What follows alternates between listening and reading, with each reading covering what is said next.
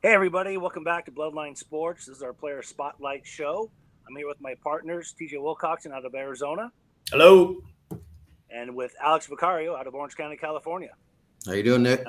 Good, good. And I'm Nick Shiaka out of Orange County, California. Today, we're going to be spotlighting two of our Bloodliner athletes. Our first athlete is George Huerta out of Orange High School here in California. Alex is going to go over a little bit of information about George. You want to hit that off, Alex? Yeah, definitely. So there's George's part of his profile there on bloodlinesports.co. George was a senior this year at Orange High School, graduated, team captain. He played varsity all 4 years, started as a freshman, and I had the pleasure of coaching him for a couple of years there as a freshman and sophomore.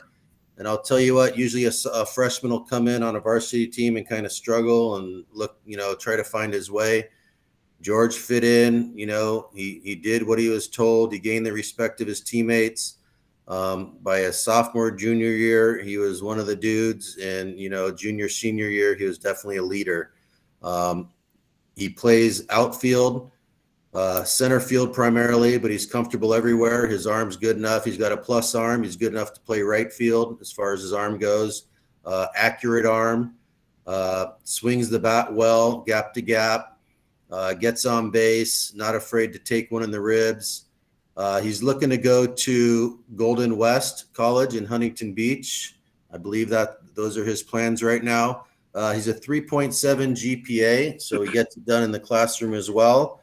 But overall, good kid who works hard and has a dream to just keep playing. And I think the way that he goes about his business, I think that's definitely going to happen for George. He's 5'9", about 175, and he does everything well. So, yeah, we're going to keep our eye on George and hopefully, hear good things about him in the future. Just a little reiterate what you're saying from the videos and what I've watched from him. He's got that bulldog mentality. Yeah. It's kind of, he's quiet and he just kind of goes about his business and the lines, you can tell. Yeah, and we were talking about playing the game right in our last segment, and he definitely does that. He plays it hard. He does what he does, what he needs to do, whether it's big or little or whatever is best for the team. But he's definitely a dude out there.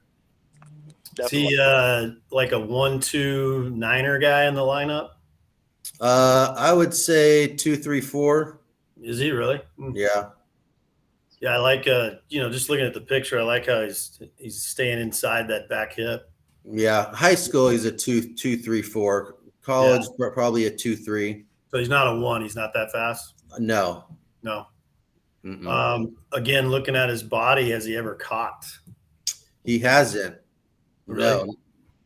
But yeah, as a former catcher, could you see him doing it? I think I could, yeah. And it's the great thing is seeing him come up as a little freshman, and now seeing that picture there with those thighs and that back and all that. Yeah, it's just great to see a kid who works hard in the weight room and has all that payoff, and what he's done in the weight room on the field and the extra work on the weekends has definitely paid off, and he still wants to do that. So, like I said, between his work ethic on the field and getting it done in the classroom, I think he'd be a great addition to a college team. Well, I like the angles in the picture. Can't tell where the ball's at, but yeah, definitely looks like he's set up to do some damage. So that's awesome. So you think Golden West is a probability? Yeah, as far as I know, he's talked to coach. That's the plan. So, yeah, we're keeping our eye on him. Yeah, we talked about this before. It's such tough sledding right now for these kids this age with the portal and COVID. That the junior colleges out here have 40 something kids on the roster. I think they just this year cut back to 35, so that's good. But yeah, well, junior college baseball in Arizona and California was never easy to do. It's even harder now. So right. Well, that's awesome. We wish him luck, and we'll continue to follow him.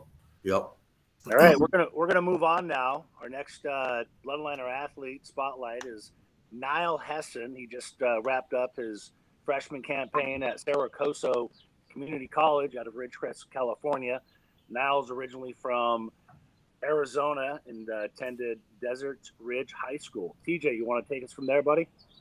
Yeah, I got the pleasure of coaching him the summer before his senior year. So he had that season at Desert Ridge. Is that Saracosa? I believe that's how you pronounce it. Saracosa, yep. Up near Bakersfield in California, junior college. As you can see, big, strong kid. My guess is he's 210, 215. When I met him, he was probably in 170 range. He's a gym rat. You can see how he uses his legs incredibly. Very good, heavy fastball. Kind of lives arm side. I've been working with him for years, trying to get him a little bit more glove side, especially against lefties, but great curveball, great changeup, competitor. Just, he's one of those guys where what I like about him is he's never afraid to take the ball. And he's also he'll always compete, but like he's a few times has come to me and said, "Hey coach, I don't have it." I said, "Okay, well, you don't have it. Can you pitch? Can you go out there and compete? Are you hurt?" He's like, "No, I'm not hurt." I'm like, "All right, well, let's see what you're made of." And I appreciate you being honest. If you're not hurt, this is where you learn to be a pitcher instead of just a thrower. But I mean, he's 4+ GPA, great family. He's originally from Minnesota, him and his family. I'd like him to have another really good, promising year. I could see him with his grades and when you're 6'3", you might be 6'4" now from the left side. That's everybody's looking for one of those guys, right? Sure. I was gonna say a 6'3" lefty that throws a heavy ball. I don't know. Yeah, and it's 88 to 92 heavy. So if you're throwing 88 and it's heavy, it's like 94. Sure. Ask anybody who faced Mariano, right? It's coming in. Yeah, and you were talking angles. He's got some pretty good angles going on there, checking out the balance and the stride and the push and all that. Yeah, he works. I mean, he's this kid that when I met him, my initial take was he's really quirky. He had his own YouTube channel and kind of did some offbeat, funny stuff. But the other stuff he would post is he'd literally set up a video camera and record himself pitching, record himself doing his motion. And so he's a lefty, so it tells me he's right-brained. Most right-brained people are visual. So he probably was able to teach himself the mechanics by looking at videos of pros on TV or YouTube and then watching himself. But he's literally one of the hardest working kids that I've coached. Stays out of trouble, but friendly. Everybody likes him. He's got energy and just really polite, just that, good old Midwest. Honestly, I was a little bit surprised where he went because I thought he could have maybe stayed here and played, but part of me says that he wanted to get away. He's that mature. And so I think he had a great year. I'll know tomorrow because he's starting game 1 for us in the collegiate league.